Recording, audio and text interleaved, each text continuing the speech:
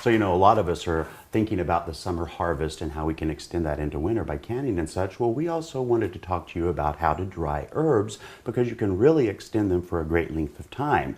Now, one of the best ways, of course, is a dehydrating machine. If you have one of those, you're already way ahead of the game because all you have to do is follow the directions and dry the herbs out. So you would just put the herb leaves right on this tray and then close it and then turn it on, and the forced air from the bottom, it's a warm air that will dehydrate the herbs, and you would just leave it on as long as it would be to dry that special herb. Another old-fashioned way is like we did with this rosemary. You just gather the rosemary and you make little bundles like this, attach it to a hanger and hang it somewhere that's out of your way. And again, every herb is going to be different. Rosemary is probably going to take a little bit more time. Once it's all dry, you can bag it up and put it in your pantry and you'll have it all winter. You could also do that with oregano, thyme, any of the kind of stalky herbs would work with this kind of method.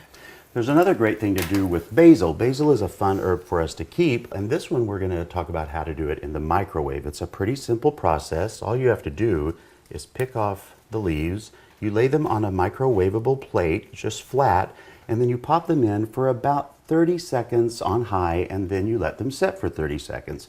Then you do it again, and you do that back and forth for anywhere from, it depends on the basil and how moist they are, but anywhere from like 4 to 8 minutes. That'll also depend on other herbs that you're drying, how long that you're going to keep them in. But usually it takes about 10 minutes or less to dry the herbs that way. So lastly is oven drying, and we're going to talk about kale for that. Now, a lot of us dry kale already, but the fun thing about it, it's a pretty simple process to do, just cutting up the kale, and then you put it in a plate like this little round one we have here. And then really it's just a process of putting it in the oven, right, Judy? Yeah, and you would put that in the oven at about 300 degrees.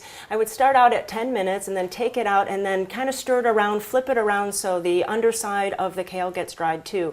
Put it back in the oven and then make sure that you're checking it within 3 minutes or so, just so you're not burning it. Just make sure you don't burn it because then you ruin the whole batch, and you don't want to do that. You don't want to do that. Then you have these wonderful crisp kale chips. So any of these ideas are great, they're easy, and you can really extend the summer harvest well into the winter months.